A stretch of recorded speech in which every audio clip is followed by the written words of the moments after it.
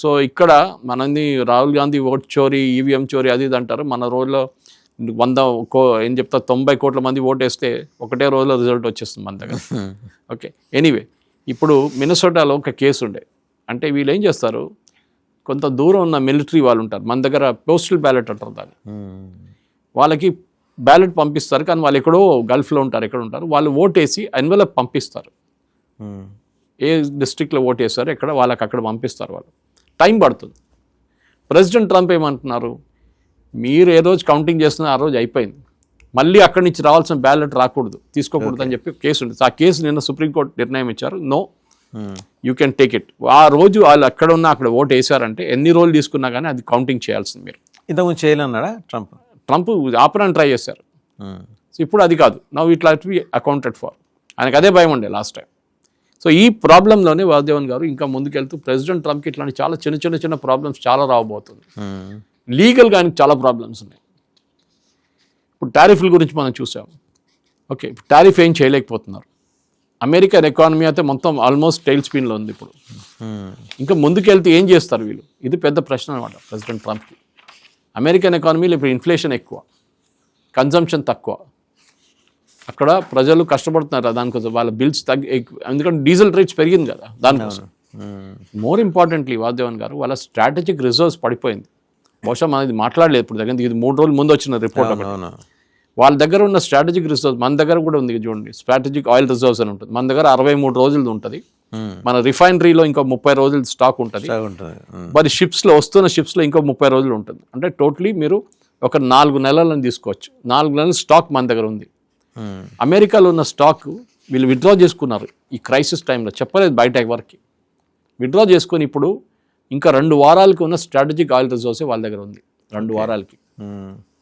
ఎందుకంటే దాంట్లో ఒక బేస్ లెవెల్ మెయింటైన్ చేయాల్సి వస్తుంది. 50% ఎక్కువ మీరు విత్డ్రా చేయకూడదు, 50% ఉంచుకోవాలి. అది ఈవెన్ మన డ్యామ్స్ లో కూడా ఆ లెవెల్లో ఉంచుకోవాలి. దే కెపింగ్ అట్ దట్ లెవెల్ అన్నమాట. ప్రెసిడెంట్ ట్రంప్కి ప్రాబ్లం ఎందుకంటే ఆయన మీకు స్టేట్మెంట్ ఇచ్చి ఉంటారు, మన ప్రేక్షకులకి అది అర్థం చేసుకోవాలంటే కాంటెక్స్ట్ ఉంది దానికి. I don't want be like Edgar Hoover అన్నారు. హూవర్ అనే మనిషి ప్రెసిడెంట్, ఒక అమెరికన్ ప్రెసిడెంట్ అనే టైంలో గ్రేట్ డిప్రెషన్ వచ్చింది. ఆయన తీసుకొచ్చిన ఎకనామిక్ పాలసీస్తో మొత్తం అమెరికా పోయింది ఎకనామికలీ, లోకం మొత్తం డిప్రెషన్ టైంలో. సరే, ఇది ఎడ్గర్ హూవర్ అనమాట. I don't want be Edgar Hoover of the United States. Don't want be like him. నేను ఆయిల్ ప్రైసెస్ తగ్గించి కన్జంప్షన్ పెంచుతాను, లేకుంటే యుద్ధం నడుస్తుంది, ఆయిల్ ప్రైసెస్ పెరుగుతుంది, కన్జంప్షన్ పడిపోతుంది, ఇన్ఫ్లేషన్ వచ్చేస్తుంది, ఎకానమీ మొత్తం పోతుంది.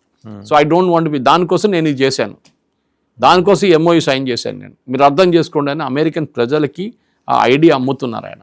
ఓకే, కానీ ప్రాబ్లం ఎక్కడ వస్తుందంటే వీళ్ళందరూ మెజర్ చేయబోతుంది ఒబామాతోని కంపేర్ చేస్తారు. జేసీపీఓలో ఏం చేశారు ఒబామా, మొన్న సెనేటర్ జాన్ కెర్రీ మాట్లాడుతూ నేను చూశాను నిన్న ఆయన టీవీలో, అమెరికన్ ఛానల్స్లో. ఈ వాజ్ సెక్రటరీ ఆఫ్ స్టేట్ ఆ టైం. ఆయన నెగోషియేటింగ్ టీమ్ హెడ్ ఉండే. ఆయన దగ్గర అడిగారు, మీరు నెగోషియేట్ చేసినప్పుడు ఇరానియన్స్ ఎట్లా ఉండే అంటే, he said they very smart, వాళ్ళు చాలా స్మార్ట్ ఫెలోస్, వాళ్ళు లాంగ్ టర్మ్కి నెగోషియేట్ చేస్తారు. వాళ్ళు 10 నెలలు పడుతుందంటే నో ప్రాబ్లం, 10 నెలలు మనం మాట్లాడుతూ ఉంటారు వాళ్ళు. ఇదే ఇప్పుడు నడుస్తుంది, అదే గేమ్ నడుస్తుంది ఇప్పుడు. వాళ్ళు ది బెస్ట్ నెగోషియేటర్స్ కదా. గాలిబాఫ్కి అయితే మంచి, ఈవెన్ ప్రెసిడెంట్ ట్రంప్ అన్నారు, okay they are very smart fellows, they know how to negotiate అని. వీళ్ళ దగ్గర ఎవరిని పంపిస్తున్నారు, ఈ విట్కాఫ్ అండ్ కుష్నర్ని. వాళ్ళకి నెగోషియేషన్స్ అంటే తెలియదు. వాడు ఒకడు రియల్ ఎస్టేట్ ఏజెంట్, ఇంకోడేమో బిజినెస్ మ్యాన్. నాకు అసలు ఆ 2 పేర్లు ఏంటుంటేనే పంచతంత్రం కథల్లో కొన్ని క్యారెక్టర్స్ ఉంటాయి, ఫనీ క్యారెక్టర్స్. అది ఎందుకు పంపిస్తున్నాడు, కారణం ఏంటి, వాళ్ళు ఏం చేసి వస్తున్నారు. మన సెల్ఫిష్ ఇంట్రెస్ట్ ఒకటే వాసుదేవన్ గారు. వీళ్ళు మాట్లాడుకుంటారో కొట్టుకుంటారో సస్తారో మనకు తెలియదు. అక్కడ మనకు ఆ స్ట్రేట్ ఆఫ్ హార్మూజ్ ఓపెన్ ఉండాలి. ఈ ఆయిల్ $68, $65 పడిపోతే ఇంకా మంచిది, 60కి వస్తే పండుగ చేసుకుందాం మనం. ఓకే, ఇది జరిగితే మనకు మంచిది. ఇరానియన్ ఆయిల్స్ మీద శాంక్షన్స్కి ఒక ప్రెసిడెంట్ ట్రంప్ నెక్స్ట్ 2 years నేను ముట్టాను వీళ్ళు ఇరాన్ అంటే, అప్పుడు మనం ఇరాన్ నుంచి ఆయిల్ కొనడం మొదలు పెట్టచ్చు. ఇదంతా ఒక ఎత్తి అయితే సార్, ఈ స్ట్రైట్ ఆఫ్ హార్మూజ్ క్రైసిస్లో ఈ షిప్పుల్ని అదే వెజల్స్ని కొట్టడం అనేది, ఇప్పుడు షిప్పింగ్ ఫర్మ్స్ కొంచెం భయపడతారు, ఇప్పుడు భయపడుతున్నాయి. ఎందుకంటే ఫర్ నో రీజన్ కదా. ఇప్పుడు సీజ్ ఫైర్ అన్నారు, 60 రోజులు అన్నారు, మళ్ళీ వాళ్ళ మానాన్న వెళ్తుంటే లేదా వెళ్ళకుండా ఒక చోట ఆపేయచ్చు కదా. ఈ కొట్టడం ఏంటి? ఇప్పుడు ఏమైందంటే మెయిన్ ప్రాబ్లం అజయన్ గారు, ఆ స్ట్రేట్ ఆఫ్ హార్మూజ్లో 2 షిప్పింగ్ రూట్స్ ఉన్నాయి. ఓకే, మన ప్రేక్షకులు చెప్పాలన్న అదర్ మ్యాప్ లేదు, కానీ బేసిక్లీ ఇరాన్ వైపు నుంచి ఇట్లా వెళ్ళి ఇది వెళ్ళాలి. అక్కడ ఒక ఐలాండ్ ఉంది, కెషమ్ ఐలాండ్ అని చెప్పి. దాని పక్క నుంచి వెళ్తే వీళ్ళు చూస్తుంటారు వీడెవడరా వెళ్తున్నాడు ఇక్కడ నుంచి అని చెప్పి. టోల్ అక్కడే కలెక్ట్ చేయడానికి వీళ్ళకి ప్లాన్ ఉంది. ఇప్పుడు కలెక్ట్ చేయట్లేదు. ఓకే, కానీ వాళ్ళని ఇన్ఫార్మ్ చేయాలంట ముందే, మేము వస్తున్నాం, మేము ఈ టైంలో అక్కడ ఉంటాం, మమ్మల్ని పోనీయండి అని చెప్పేసి. ఓకే, వాళ్ళేం ట్రై చేస్తున్నారు అంటే ఇది ఇజ్రాయెల్కో లేకుండా అమెరికాకో వెళ్ళే ఏదైనా ఉండకూడదని చెప్పి వాళ్ళు ట్రై చేస్తారు. వాళ్ళు అంటారు కమర్షియల్ షిప్పింగ్ మేము అలౌ చేస్తాం, కానీ మిగతా ఏం మేము అలౌ చేయము. యూఎస్కి అండ్ ఇజ్రాయెల్కి, యూఎస్ అని చెప్పట్లేదు కానీ Israel is the first target వాళ్ళకి. ఇప్పుడు వెళ్తున్న షిప్స్ అంతా ఒమాన్ వైపు నుంచి వెళ్తున్నారు, సదర్న్ ఒమాన్ నుంచి, ఒమాన్ వైపు నుంచి వెళ్తున్నారు. సో వీళ్ళకి కోపం వచ్చింది. వీళ్ళేమంటున్నారు, అక్కడి నుంచి వెళ్ళకూడదు, అక్కడ మేము మైన్లు వేసి పెట్టామంటున్నారు. ఎక్కడ వేసారో వాళ్ళకి తెలియదు. మైన్ ఇక్కడ వేస్తే అక్కడికి వెళ్ళిపోయి ఉంటుంది అది. ఇప్పుడు వీళ్ళకి టెన్షన్ అది ఇరాన్కి. ఇప్పుడు ఇరాన్కి తెలియదు మైన్ ఎక్కడ ఉందో తెలియదు. ఇరాన్ ఏమంటారు మా వైపు నుంచి వెళ్ళండి మీరు అంటే, వీళ్ళు కాదు అమెరికా అంటారు నథింగ్ లేదు. ఇప్పుడు అమెరికన్ నేవల్ షిప్స్ ఎక్కువ మనం న్యూస్లో రావట్లేదు. అమెరికన్ నేవల్ షిప్స్ని ఎస్కాట్ చేస్తున్నారు ఇప్పుడు. ఓకే, ఫ్రమ్ గల్ఫ్, అది పర్షియన్ గల్ఫ్ నుంచి బయటికి తీసుకెళ్తున్నారు. అది పెద్ద మార్పు అన్నమాట. కానీ ఇరాన్ ఏమంటున్నారు, కాదు మా వైపు నుంచి వెళ్ళాలి, మేము ఒమాన్తో మాట్లాడి we will come to a system for toll అని చెప్పట్లేదు, సర్వీస్ ఛార్జ్. అది అమెరికా అంగీకరించారు. ప్రెసిడెంట్ ట్రంప్ చెప్పిన మీకు గుర్తుంటుంది, ఎక్కువ మాట్లాడితే నేనే టోల్ పెడతాను, నేను వచ్చి కూర్చుంటాను అక్కడ, 20% తీసుకుంటా, ఏ షిప్ పోయినా 20% దాని ఫీజు నేను తీసుకుంటా. Okay, I'm the guardian of the seas, I'm guardian of the Hormuz అంటున్నారు. అది ఇంకో పిచ్చి పని, ఆయన సంరక్షకుడు.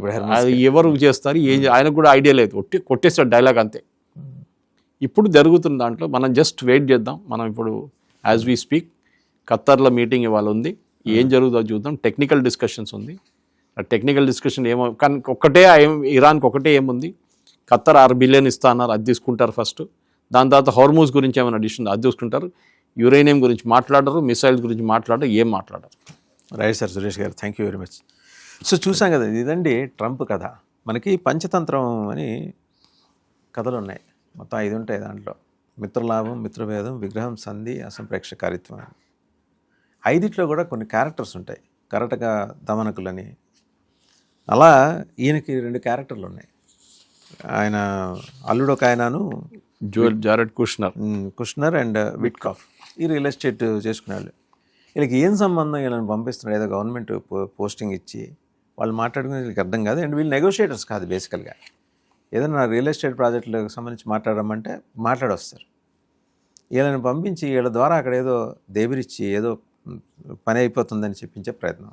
ఏ రోజుకి ఆ రోజు సోషల్ మీడియాలో కొత్త కథనాలు, కొత్త నాటకాలు. జనం నమ్మటం మానేశారు ట్రంప్ని. ఇవాళ కొత్తగా దోహాలో మీటింగ్ అండి. వెంటనే ఇరాన్ వాళ్ళు చెప్పారు, మా టీం వెళ్తుంది ఏదో టెక్నికల్ విజిట్ కోసం వెళ్తుంది, టెక్నికల్ టీం వెళ్తుంది విజిట్ కోసం అని. ఒక $6 బిలియన్ గురించి మాట్లాడలేడు. మాట్లాడదామంటే ఎక్కడే దేశం నుంచి వ్యతిరేకత వచ్చేస్తుంది అని చెప్పేసి. ఒకప్పుడు ఇదే విషయం మీద కదా జో బైడెన్ని వేటాడి వేధించుకు తిన్నాడు. ఇవాళ అదే పొజిషన్కి వచ్చాడు ఆయన. అంటే ట్రంప్ నమ్ముతాడో లేదో తెలియదు కానీ కర్మ రిటర్న్స్. ఇదివరకు అది పోయిన తర్వాత వస్తుంది, ఇప్పుడు ఉన్నప్పుడే వస్తుంది. అది ట్రంప్కి ఆ ఫెసిలిటీ మరీ ఎక్కువగా ఇచ్చాడు దేవుడు. ఏం జరుగుతుందో చూద్దాం.